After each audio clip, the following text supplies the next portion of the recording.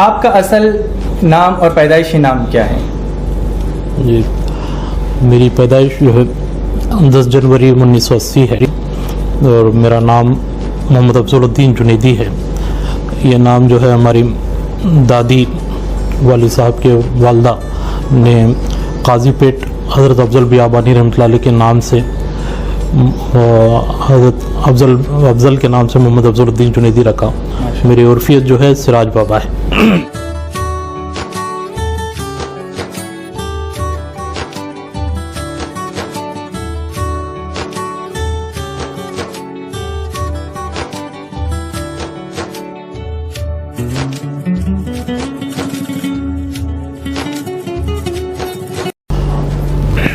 ناظرین آداب، میں ہوں آپ کا میزبان مخدوم علی نیاز۔ خیر مقدم ہے آپ کا وائس آف گلبرگہ کے پروگرام ایک ملاقات آپ کے ساتھ۔ ناظرین، آج کے ہمارے اس خصوصی پروگرام کو زینت بخش رہے ہیں جن کا شہرہ پورے دکن خصوصیت کے ساتھ گلبرگہ، حیدرآباد، کرناٹک دکن میں عوام و خواص، علماء و مشائخ میں موجود ہیں۔ سید الطائفہ، قطبۃ الاولیاء، امام السالکین حضرت شیخ جنید بغدادی رضی اللہ تعالیٰ عنہ کے خانوادے سے جنہیں نسبی اور طریقت کی نسبت حاصل ہے، اور خانوادہ حضرت شیخ دکن حضرت شیخ سراج الدین جنیدی رحمۃ اللہ علیہ کے سجادہ نشین پیر طریقت رہبر شریعت بقیت السلف حضرت شیخ تاج الدین بابا جنیدی مد ظلہ العالی کے فرزند اکبر ہیں۔ علماء مشائخ جنہیں حضرت شیخ سراج بابا جنیدی صاحب قبلہ کے نام سے جانتے ہیں۔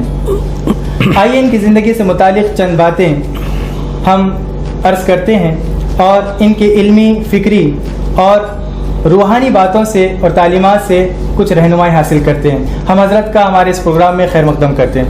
حضرت، وائس آف گلبرگہ کے اس پروگرام میں آپ کا خیر مقدم ہے۔ جی، جزاک اللہ، شکریہ۔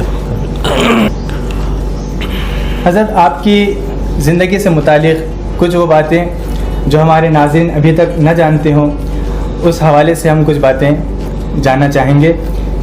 آپ کا اصل نام اور پیدائشی نام کیا ہے؟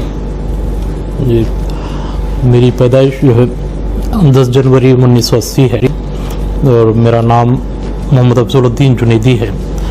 یہ نام جو ہے ہماری دادی والد صاحب کے والدہ نے قاضی پیٹ حضرت افضل بیابانی رحمۃ اللہ علیہ کے نام سے حضرت افضل کے نام سے محمد افضل الدین جنیدی رکھا۔ میری عرفیت جو ہے سراج بابا ہے۔ سبحان اللہ۔ ڈاکٹر صاحب، آپ کے تعلیمی سفر کا آغاز کب ہوا اور اس وقت آپ کا تعلیمی تعارف کیا ہے؟ جی، الحمدللہ، کیونکہ والد محترم جو ہے کولار میں، بنگلور کے قریب جو کولار ہے وہاں پر آپ کی نوکری تھی، تو تقریباً 22-23 سال وہیں پر ہی آپ رہے۔ تو تعلیمی سفر کا آغاز گلبرگہ میں ہوا، تیسری جماعت تک یہاں پر تعلیم ہوئی۔ باقی تیسری جماعت سے لے کر 10ویں SLC تک جو ہے کولار میں تعلیم کا سلسلہ جاری رہا۔ اس کے بعد والد محترم جو ہے والنٹری ریٹائرمنٹ لینے کے بعد گلبرگہ ہم آ گئے 1997 میں۔ اس کے بعد تعلیمی سفر جو ہے نیشنل کالج میں جو ہے میری BA کی تکمیل ہوئی۔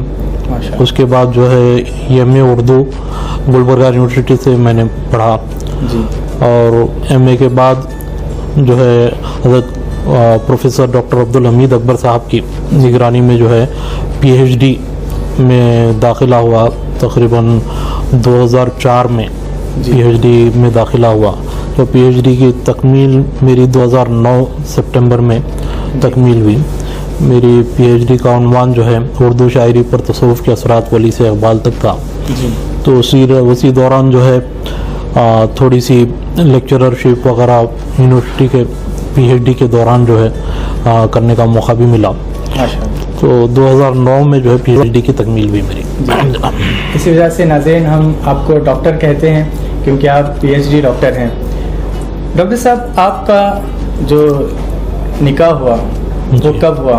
آپ جو ازدواجی زندگی میں شامل ہوئے؟ جی، میں جب MA پڑھ رہا تھا گلبرگہ یونیورسٹی میں، MA کے تعلیم کے دوران ہی 2003 جو MA فرسٹ ایئر میں غالباً میں تھا، تو اسی دوران جو ہے ہمارے والد محترم کے پھپھیرے بھائی کی لڑکی سے میرا نکاح ہوا، جو جنیدی سلسلے سے جنیدی خانوادے کے ہی ہیں، اور الحمدللہ میرے 4 اولاد ہیں، 2 لڑکیاں ہیں اور 2 لڑکے ہیں۔ ڈاکٹر صاحب، آپ نے پہلا حج جب کیا، پھر اس کے بعد عمرے ہوئے، آپ نے کئی مرتبہ سفر بغداد کیا، اور تو یہ بتائیے کہ پہلا حج آپ نے کب کیا تھا، اور پھر ان دنوں میں جو آپ کی زیارتیں ہوئی، کوئی ایک ایسا واقعہ اور کوئی ایک ایسی عطا جو آپ نے مدینہ منورہ میں اور غوث پاک کی بارگاہ سے جو آپ کو ملی؟ الحمدللہ حج کی سعادت 2009 میں والدین کے ساتھ حاصل ہوئی، والدین کے ہمراہ جو ہے حج کی سعادت حاصل ہوئی۔ اسی دوران جو ہے وہاں پر والد صاحب کے کافی مریدین وغیرہ وہاں پر حرمین شریفین میں، مکہ شریف، مدینہ شریف میں کافی ملاقاتیں ہوئی، اور زیارتوں میں جو ہے خصوصی طور پر ہماری جو اکثر لوگوں کو جو زیارت نہیں ہوتی، اب لوگ زیارت کر رہے ہیں۔ اس 2009 میں جو ہے ہم جو ہے سرکار دو جہاں صلی اللہ علیہ وسلم کے اونٹنی کے نقش کی، جو خصوصی طور پر وہاں پہ ایک کھیت ہے جو سرکار دو جہاں صلی اللہ علیہ وسلم جہاں پر تشریف لے گئے اونٹنی کے ساتھ، تو اونٹنی کا جو نشان وہاں پر تھا سرکار کا، اس کی ہم نے زیارت کی، اور حضرت ایک صحابی رسول کے کھجور کا باغ بھی ہے وہاں پر، اس کی زیارت ہوئی، اور مختلف جگہ جو مخصوص زیارتیں ہیں والد محترم کے ہمراہ وہاں پر زیارتیں ہوئی۔ اس کے بعد 2013 اور 2018 میں بغداد شریف اور نجف اشرف، کربلا، یہاں پر بغداد شریف میں حضرت پیران پیر روشن ضمیر غوث اعظم دستگیر کی بارگاہ میں ہی 2013 میں جب گئے تھے ہم لوگ، وہاں پر ہی قیام رہا، اور دوسری مرتبہ بھی والد محترم کے ساتھ 2 مرتبہ بغداد کی زیارت ہوئی، اور وہاں کے بزرگان دین جو اکابرین بزرگان ہیں بغداد شریف میں پورے موجود ہیں، تو تمام کی زیارتیں ہوئی۔ بعد میں نجف اشرف میں سیدنا حضرت علی کملوجو کی اور حضرت حسین رضی اللہ تعالیٰ عنہ کی اور ائمہ اکرام کی زیارتوں کا شرف حاصل ہوا۔ یہ والد محترم کے ساتھ یہ بغداد کا بھی ہوا، حج کا بھی سفر ہوا، اور ایک عمرہ کا بھی سفر ہوا۔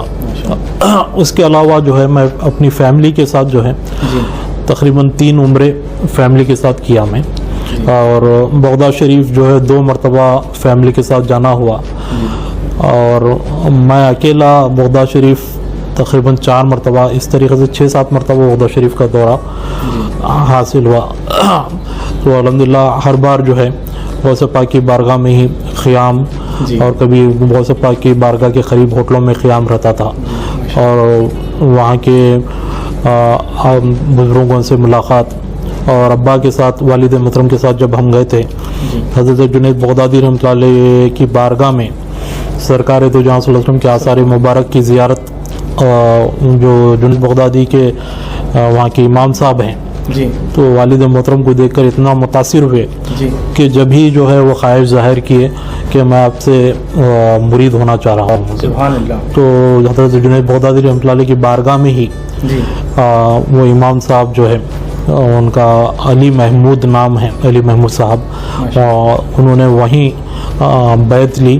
اس کے بعد سرکار دو جہاں صلی اللہ علیہ وسلم کی نور مبارک کی زیارت بھی مسجد جنید بغدادی میں ہم تمام کو ہمارے ہاتھوں سے زیارت انہوں نے کروائی، تو وہ بہت اچھا موقع تھا ان زیارت کے موقع پر۔ تو ہر بار جب ہم جاتے ہیں وہاں کے امام صاحب بڑی مہمان نوازی کرتے ہیں حضرت جنید بغدادی رحمۃ اللہ علیہ کے، اللہ کے فضل سے وہ ہمیشہ رابطے میں بھی ہیں اللہ کے فضل سے۔ تو جنید بغدادی رحمۃ اللہ علیہ کی بارگاہ کی خصوصی طور پر ہم جب بھی جاتے ہیں پورا ایک دن حضرت جنید کی بارگاہ میں قیام کرتے ہیں۔ ڈاکٹر صاحب، یہ ایک روحانی سفر آپ کے رہے ہیں جی، لیکن کوئی ایک ایسا واقعہ جو آپ کو ایسا لگا کہ آپ نے وہاں جو دعائیں کی اور وہ دعا آپ کی قبول ہوئی؟ جی، یقیناً آپ نے وہاں پہ مریدین کے حق میں، اپنے معتقدین کے چاہنے والوں کے حق میں دعائیں کی، لیکن کوئی ایک ایسی دعا جو آپ مانگتے ہیں اور وہ قبول ہو گئی ہو؟ الحمدللہ ایسے تو کافی، کیونکہ والد محترم کو ہی ہم عرض کرتے جو بھی دعا کے لیے، جو والد محترم جو دعا کرتے، کافی لوگوں کو شفا یابی ملی، کافی لوگوں کو فیض ملا. اور عمرہ کے درمیان، عمرہ کے دوران جو ہے جو میری دلی خواہش تھی زمانے دراز سے کہ ایک ایسا حجرہ، ایسا کمرہ جو ہے یہاں پر قائم ہو، تو سرکار دو جہاں صلی اللہ علیہ وسلم کی بارگاہ میں میں عرض کیا تھا، تو اللہ کے فضل سے وہ اس کی بھی تکمیل ہوئی. ڈاکٹر صاحب، آپ نے بہت سارے دینی، اصلاحی اور فلاحی کاموں کو انجام دیا ہے، مگر ایک اہم عشق رسول صلی اللہ علیہ وسلم کو گرما دینے والا کام آپ نے حجرہ صلاۃ النبی صلی اللہ علیہ وسلم کا قیام کیا. اس قیام کی وجوہات کیا رہی؟ آپ نے جیسے دعا کہا کہ اس سفر میں آپ کی یہ دعا مکمل ہوئی، قبول ہو گئی، لیکن اس کی کیا وجوہات رہی؟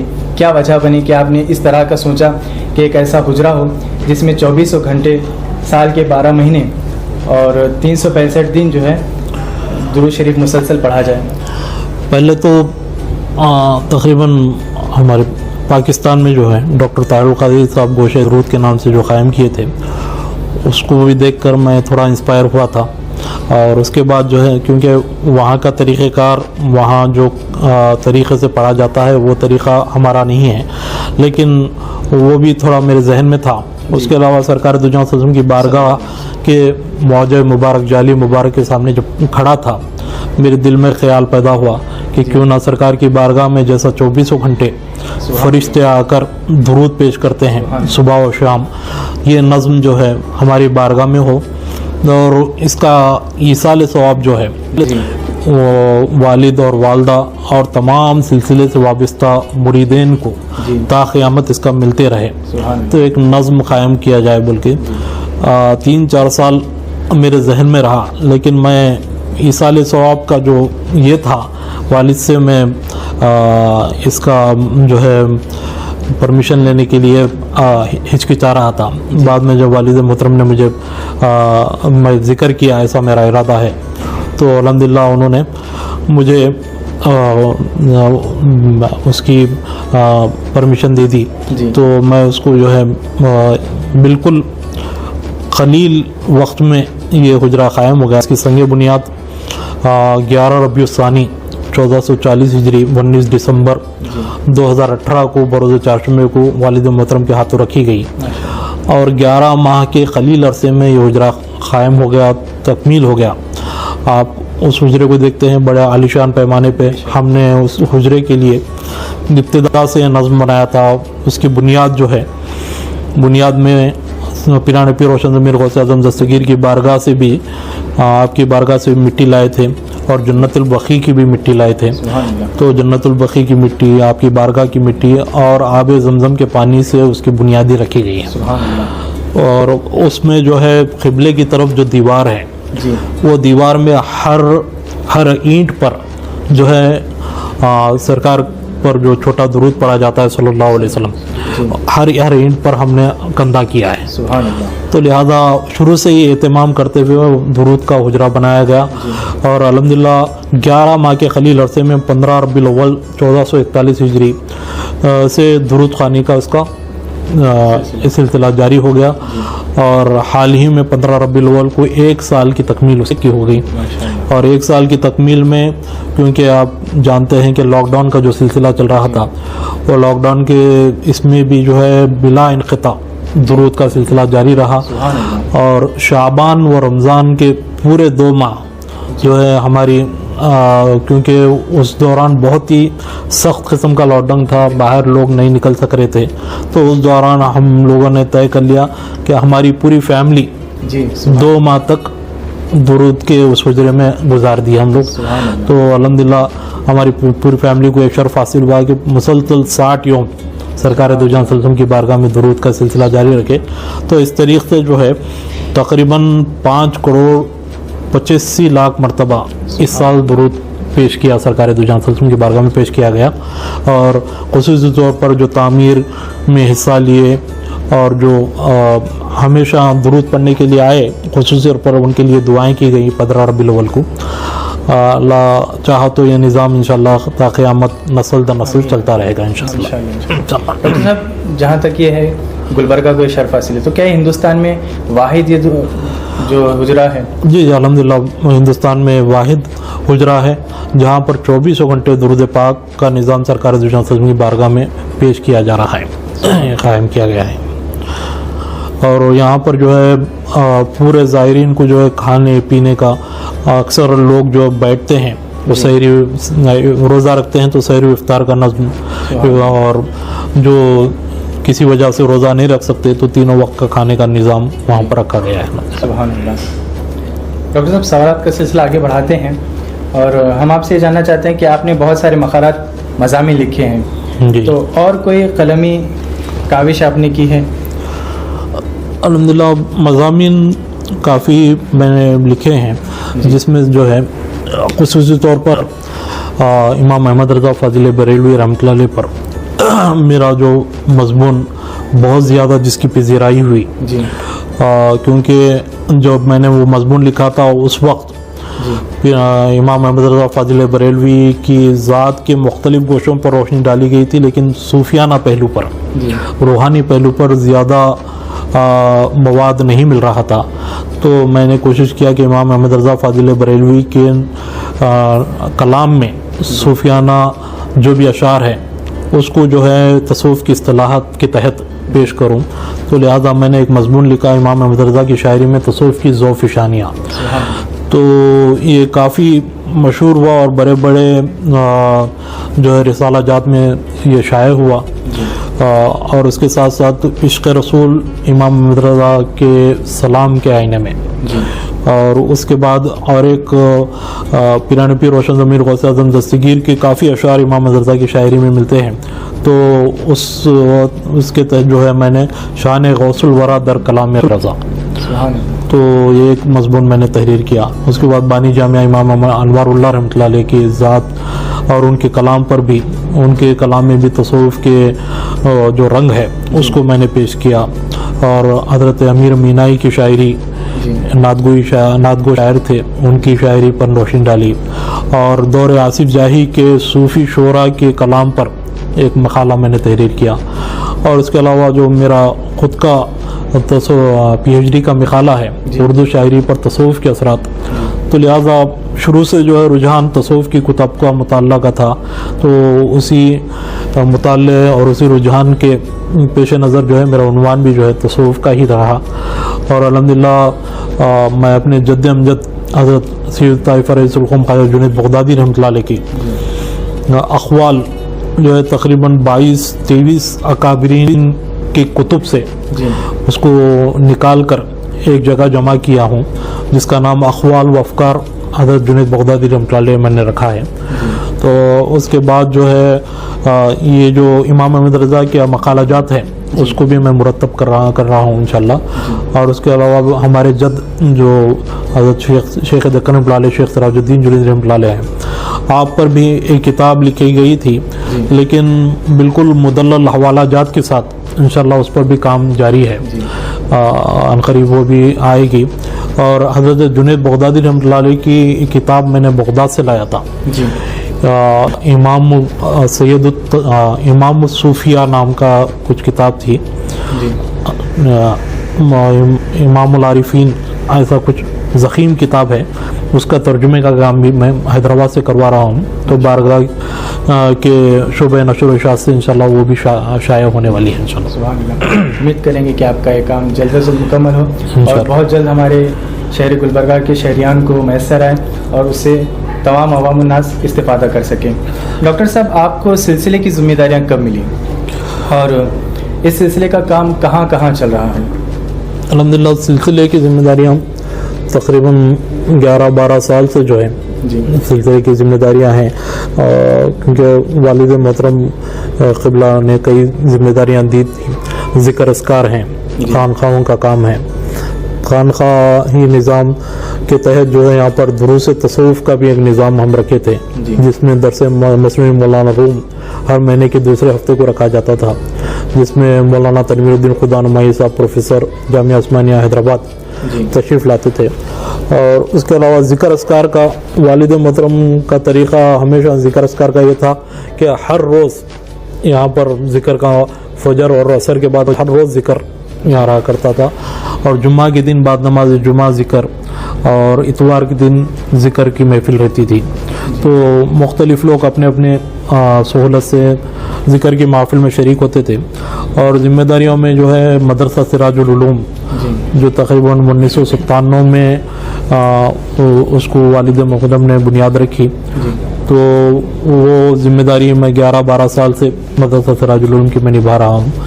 تو اس کے علاوہ لنگر خانے کا نظام بھی یہاں پر چل رہا بارگاہ کے تحت، لنگر خانے کا نظام بھی 5-6 سال سے یہاں پر ہو رہا ہے، اور اجتماعی شادیوں کا نظام بھی یہاں پر بارگاہ کے تحت ہو رہا۔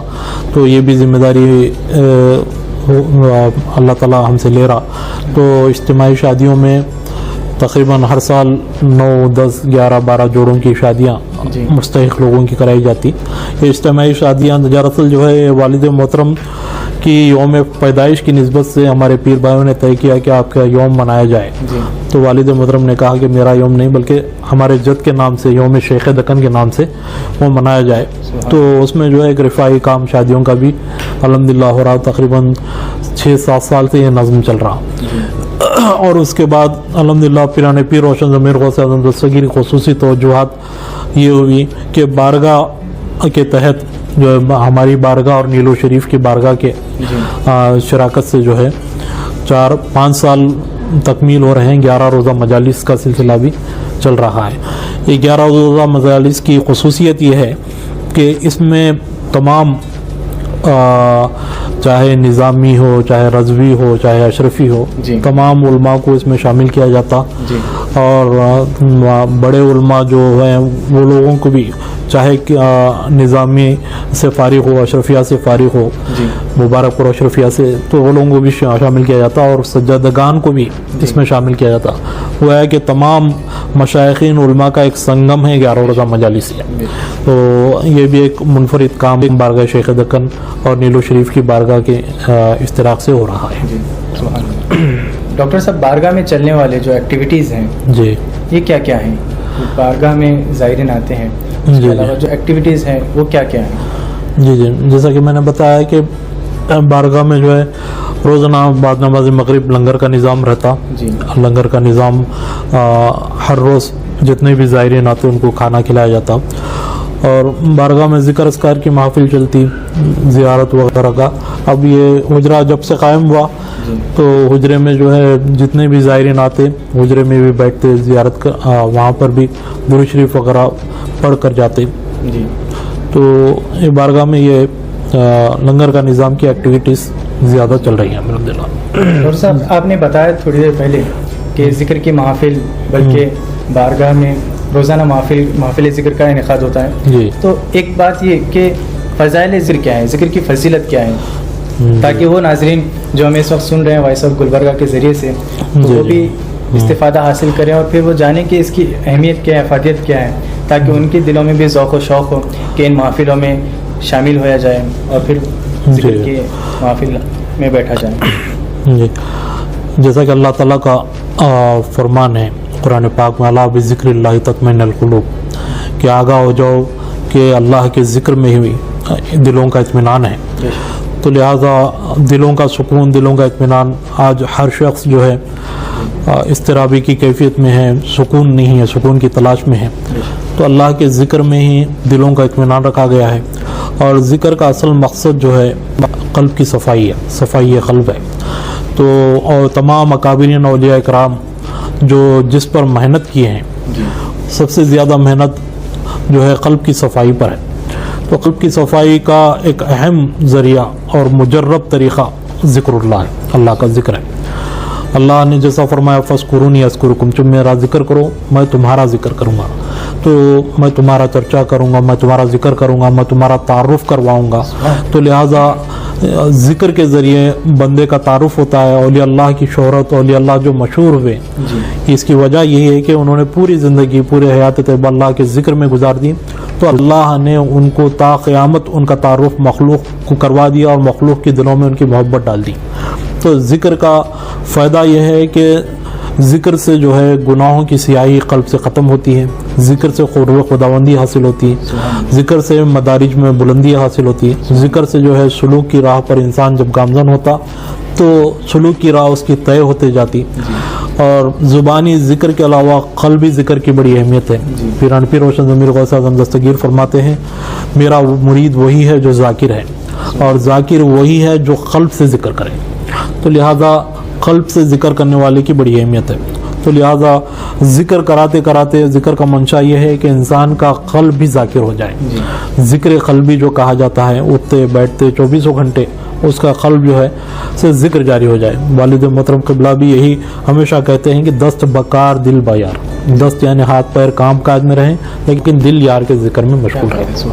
تو لہٰذا یہی مشن جو اولیاء اللہ کا مشن تھا ذکر اذکار کا، الحمدللہ بارگاہ شیخ دکن سے کثرت سے یہ ذکر اذکار کے سلاسل، ذکر اذکار کے مجالس جاری و ساری ہیں۔ کولار میں بھی ہماری بہت بڑی خانقاہ ہے، کولار میں جو ہے وہاں پر بھی ذکر اذکار کے محفل چلتے ہیں۔ گڑیاتم تمل ناڈ میں بھی ہماری خانقاہ ہے، تو وہاں پر بھی ذکر اذکار کے محفل چلتے ہیں۔ حال ہی میں مسجد جنیدیہ نام کے مسجد وہاں پر قائم کیے۔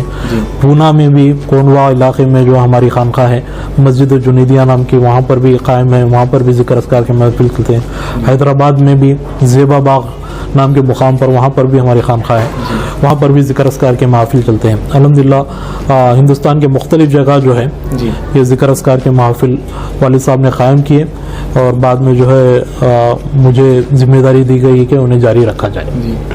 ڈاکٹر صاحب، آج کا جو ہمارا یہ پروگرام وائس آف گلبرگہ کے ذریعے سے نشر کیا جا رہا ہے، آپ کی یوم پیدائش کے موقع سے یہ ہم نے پروگرام کا انعقاد کیا تھا، تو آج آپ اپنے یوم پیدائش کے موقع سے آپ کے مریدین کو، معتقدین کو اور وائس آف گلبرگہ کے ناظرین کو کیا پیغام دینا چاہیں گے؟ جی، سب سے پہلے میں وائس آف گلبرگہ کا انتہائی شکر گزار ہوں کہ انہوں نے یہ اہتمام کیا، اور ساتھ میں جیسا کہ میری دلی خواہش ہے بلکہ میرا زندگی کا مقصد بن گیا ہے کہ ہر شخص جو ہے سرکار دو جہاں صلی اللہ علیہ وسلم کی بارگاہ میں درود پاک کا عادی بن جائے، درود پاک پڑھنے کا، آخرت درود پڑھنے کا عادی بن جائے۔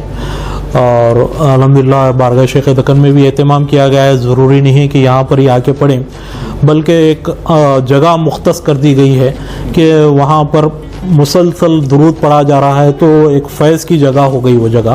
لیکن آپ بھی اپنی اپنی جگہوں پر، کیونکہ ایمان سرکار دو جہاں صلی اللہ علیہ وسلم کی محبت کا نام ہے، سرکار سے تعلق کا نام ہے، اور یہ تعلق اور محبت کثرت سے درود پاک کے ذریعے ہی حاصل ہو سکتی ہے۔ یہ مجرب نسخہ ہے سرکار کی قربت، سرکار دو جہاں صلی اللہ علیہ وسلم کے قریب ہونے کا۔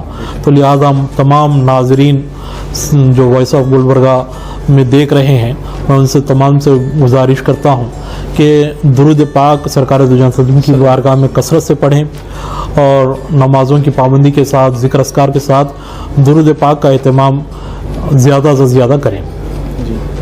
ڈاکٹر صاحب، ہمارے پروگرام میں آپ نے وقت دیا، اس کے لیے ہم بےحد ممنون ہیں، مشکور ہیں۔ ناظرین کرام، ہمارے پروگرام کا وقت یہی مکمل ہوتا ہے۔ اپنے میزبان مخدوم علی نیاز کو دیجیے اجازت۔ اگر آپ کو ہمارا پروگرام پسند آیا تو یقین ہے کہ آپ کو ہمارے پروگرام پسند آیا ہوگا، کیونکہ آج مجھے بھی شرف حاصل ہوا کہ ڈاکٹر صاحب کے ساتھ کچھ لمحات میں نے گزارے ہیں۔ تو آپ کو یہ پروگرام کیسا لگا آپ کمنٹ باکس میں ضرور بتائیے گا۔ ہمارے چینل وائس آف گلبرگہ کو لائک اور سبسکرائب کرنا نہ بھولیں، اور جہاں تک ہو سکے اس پروگرام کو آپ اپنے دوست و احباب میں شیئر کریں تاکہ بہت سارے لوگ اس سے استفادہ حاصل کر سکیں۔ السلام علیکم ورحمۃ اللہ وبرکاتہ۔